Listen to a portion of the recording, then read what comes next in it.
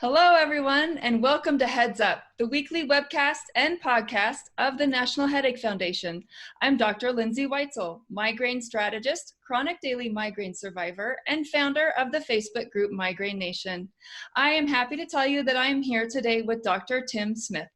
Dr. Smith is the CEO of Study Metrics Research. He has conducted numerous clinical trials on migraine medications, and he is also the vice president of the National Headache Foundation. Hi, Dr. Smith. How are you today?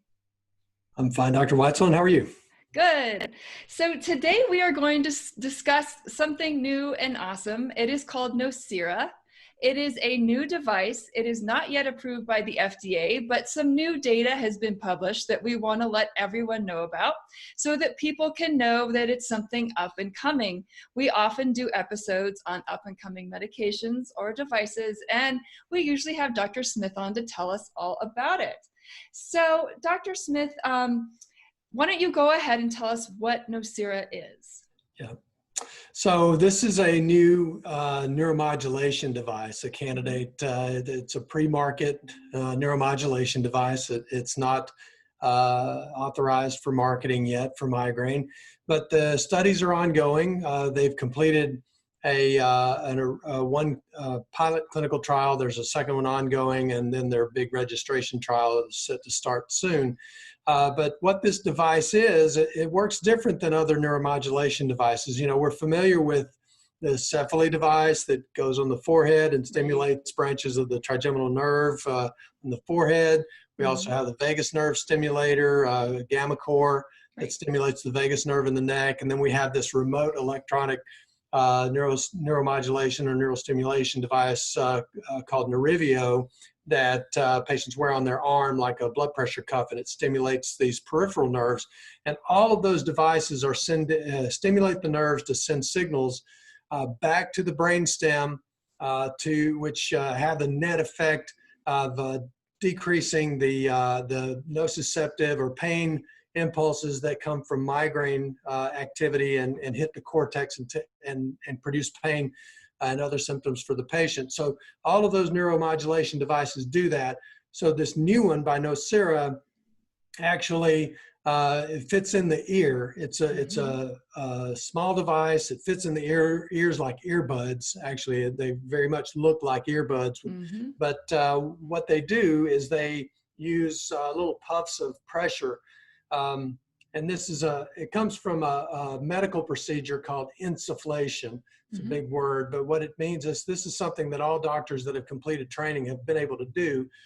They might use a otoscope, you know, like a doctor uses to look in your ears when they're looking at your kid's eardrums or something. And sometimes they use a little pressure bulb on the side.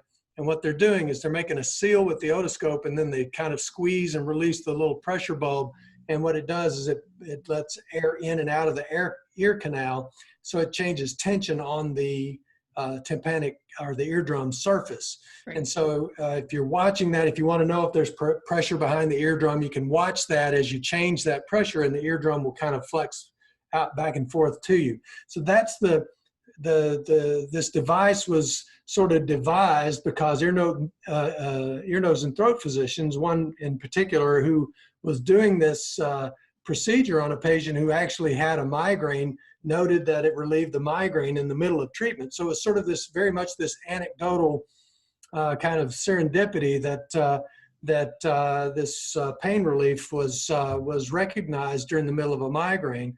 And so what this company did is set out to standardize and finally control that possibility and make it so that people could do this themselves without having somebody to put a complicated device in their ear and squeeze a bulb, you know, again and again. And I wanted to say that it's noted that the patients in the trial say it's a pleasant feeling, sort of like a massage or something, because it does sound a little creepy, maybe, especially if you have a migraine, you're like, yeah, the last thing I want is someone to blow in my ear. But the people that have done it say that it feels nice. Right. So I wanted to throw that in there. Yeah, it does sound weird, but and what I think what's going on is that there are whereas the other neuromodulation devices will just stimulate, you know, one nerve or one group of nerves. The ear is pretty complex, and there's actually 4 cranial nerves that all have inputs from the ear canal into the eardrum, the tympanum. And so by stimulating the tympanum, by making it move, applying pressure, a little bit of suction, and making that back and forth sort of pressure change, that actually sends these signals to the brainstem that I was talking about. It's just a different way of doing it. Instead of using electrical stimulation or heat or cold or whatever other ways you can do it, it's sort of a pressure phenomenon. And it sounds like it might be uncomfortable, but the company's done a lot of research on this and tried to understand the pressure limits, because as you are probably aware, living in Colorado, pressure changes in the ear can be uncomfortable. Some people going from high to low altitude changes the pressure. But, this is designed to not test the limits, not get to painful thresholds or uncomfortable thresholds. And it's just a very mild pressure change, but it's enough to send that stimulation to the brainstem that can dampen out a migraine attack. And patients do, actually, the patients that have finished the pilot study had a sense of a very relaxing, comfortable feeling from using this device. Right. And I believe there are about 30 patients in this pilot study that was published. And when they show the pictures, it really does look a lot like what I'm wearing now. It looks like people are listening to earbuds and using their phone, essentially. And it actually, instead of the sound wires coming from them, actually that's little air tubes that come from it, and it goes to a little pump that fits in the pocket. And then they link that through a Bluetooth mechanism, so it's totally hands-free. They can link that to their phone and control it, turn it on, turn it off. They can change the amplitude and the pressure and that kind of stuff to help get a better effect from it. That is my understanding of how it works. Okay, and how effective has it been so far in this pilot study? Well, that's the really, really exciting part on this, because this pilot study that's been done, and it was done under, controlled conditions. So it wasn't just a, willy-nilly snap together kind of thing, have a bunch of people try it and tell you what they think. This was, they did bona fide, pain ratings like we do on all clinical trials. And the striking result was that 67%, 2 out of 3, had complete pain freedom, complete pain relief by the time they finished the 20-minute treatment. Right. I mean, and the 2 hour, the one that we use to prove to the FDA, is the 2 hour pain freedom. And we are used to seeing numbers like 20% to 40%. And this device in this small pilot trial was 67% pain freedom, not only just at 2 hours, but at the 20-minute mark when they finished the treatment. That's pretty outstanding. And if those numbers hold up in subsequent trials, this could be a game changer. Right. It is very exciting. And it's also exciting because it's a device and it's not a medication. And there are a lot of people out there that get excited about that because they are tired of taking medications. So when do you think it could be available to us?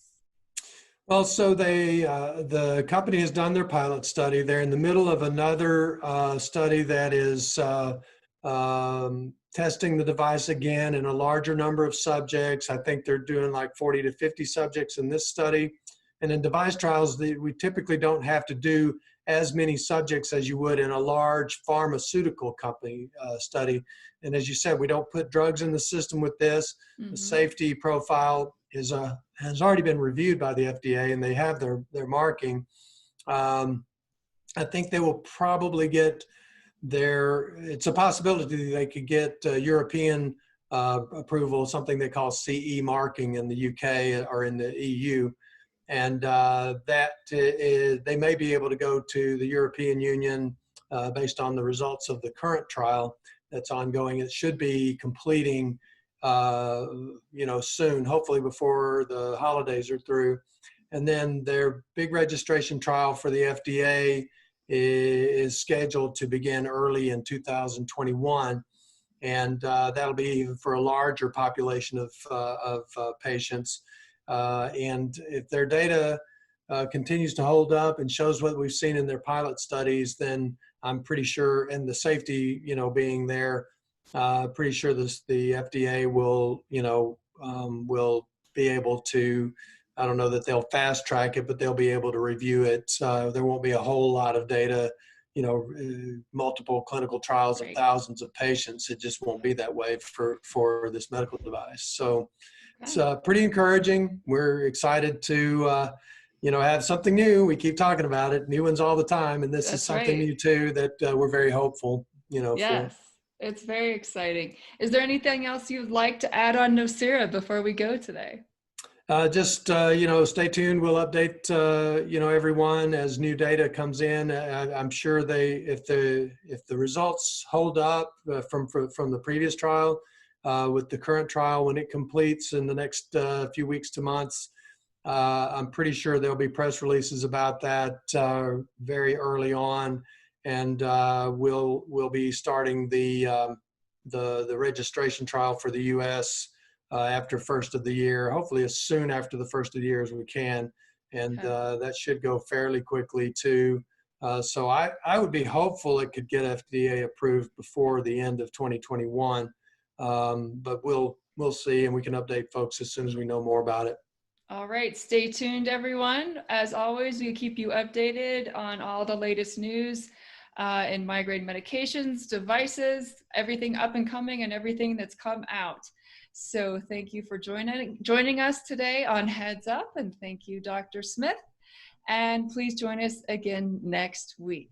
Bye, everybody.